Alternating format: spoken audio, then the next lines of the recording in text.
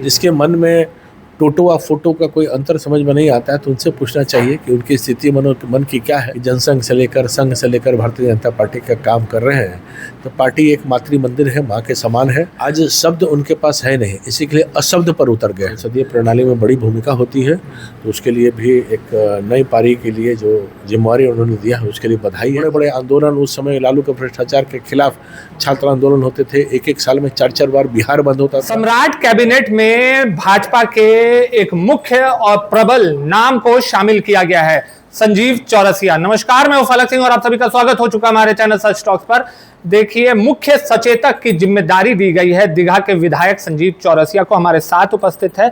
सबसे पहले तो सर स्वागत है हमारे चैनल में, बहुत बहुत धन्यवाद। सारी बधाइयाँ, बहुत बहुत धन्यवाद। और इतनी बड़ी जिम्मेदारी मिली है, क्या कहिएगा?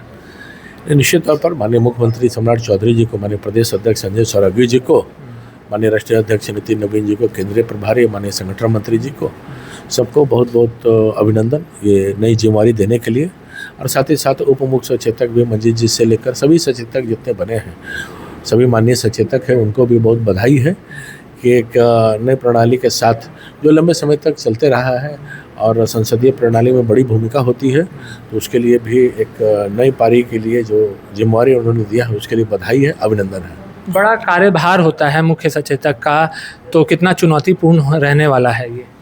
स्वाभाविक रूप से लंबे समय से चलते आ रहे भूमिका को अदा करते रहे हैं माननीय श्रवण बाबू से लेकर सब लोग, तो उसी प्रकार से एक सहज प्रक्रिया में और पूरे एनडीए से लेकर और सदन के अंतर्गत के हर भूमिका को सहज रूप से अदा करते रहा है आदमी, तो आज भी उसी भूमिका को अदा करते रहेंगे और सभी मित्रों के साथ, सभी चुनौतियों के साथ एनडीए भी आगे बढ़ते रहिए, सदन में भी आगे बढ़ते रहें, तो माननीय विधायक का जितने लोग हमारे सचेतक हैं सबके स्नेह से आगे बढ़ने का काम होगा। शुरुआत से आप भाजपा से जुड़े हुए हैं, संगठन का हिस्सा है, काफ़ी उतार चढ़ाव भी आपने देखे हैं, इस बार जिम्मेदारी भी इतनी बड़ी है, क्या कुछ अनुभव बताइएगा? मैं तो संघ से जीवन प्रारंभ किया, 5वीं कक्षा से गणनायक से गण शिक्षक, मुख्य शिक्षक, कार्यवाह, फिर विद्यार्थी परिषद, राष्ट्रीय स्थिति तक गए, युवा मोर्चा, राष्ट्रीय महामंत्री, उपाध्यक्ष, प्रदेश अध्यक्ष, पार्टी की दृष्टि से 2 बार महामंत्री, उत्तर प्रदेश से राज्य के सब प्रभारी, तो सभी भूमिका को लगातार कर रहे। पार्टी जो जिम्मेवारी देती है क्रमशः उस अदा करने का काम करना है, यही नैतिक कर्तव्य भी है। और उस विचार के साथ आज हम लोग तीसरी पीढ़ी है कि जनसंघ से लेकर संघ से लेकर भारतीय जनता पार्टी का काम कर रहे हैं, तो पार्टी एक मातृ मंदिर है, माँ के समान है, और उसी रूप में हम लोग काम कर रहे हैं। और पढ़ाई या लड़ाई मैंने लगातार करने का काम किया, जब तक पढ़ाई या लड़ाई करने का काम किया, क्योंकि ये मेरे मन में प्रारंभ से रहा है कि अगर लड़ाई करना है तो पढ़ाई करना ज़रूरी है। तभी तो भाई MBA किए, मार्केटिंग किए, फिर आपको PhD किए, प्रोफेसर बने। तो थ्रू आउट इस विधा को इसलिए हुआ कि समाज में यही कहते थे कि लड़ाई करना है तो पढ़ाई ज़रूरी है, तो समाज के लिए, उत्थान के लिए ऐसे ऐसे बड़े छात्र आंदोलन को लीड किए। 94 में छात्र युवा संघर्ष वाहिनी के नेतृत्व करने का काम हुआ। जो बड़े बड़े आंदोलन उस समय लालू के भ्रष्टाचार के खिलाफ छात्र आंदोलन होते थे, एक साल में 4 बार बिहार बंद होता था, तो वैसे लोगों को लाठियाँ, गोलियाँ, कितना हमने लाठी खाई है, जेल गया आदमी, तो ये सबके प्रमाण है अपने पास। तो स्वाभाविक रूप से उसका एक प्रेरणा हेतु लेकर समाज को काम कर रहे हैं कि समाज में परिवर्तन की धारा, समाज सकारात्मक रूप से आगे बढ़े, उसी मन में विकास लेकर और विश्वास लेकर आगे बढ़ने का काम कर रहे हैं। प्रधानमंत्री ने अपील की थी, उसका असर बिहार के तमाम मंत्रियों, खुद मुख्यमंत्री पर भी नजर आया। तेजस्वी यादव ने एक विवादित बयान दे दिया है कि कल के डेट में प्रधानमंत्री कह देंगे कि देश की जनता को कि कपड़े ना पहनिए, कोई रोड मैप नहीं है, विज़न नहीं है, कैसे इस आपदा से बचा जाए, कुछ नहीं है बिहार सरकार और केंद्र सरकार पर। वो जिस प्रकार के शब्दों का उपयोग करते हैं, सूत्र को क्या बोलने की ज़रूरत नहीं है, किस प्रकार के शब्दों का उपयोग कर दिए। आज शब्द उनके पास है नहीं, इसी के लिए अशब्द पर उतर गए हैं।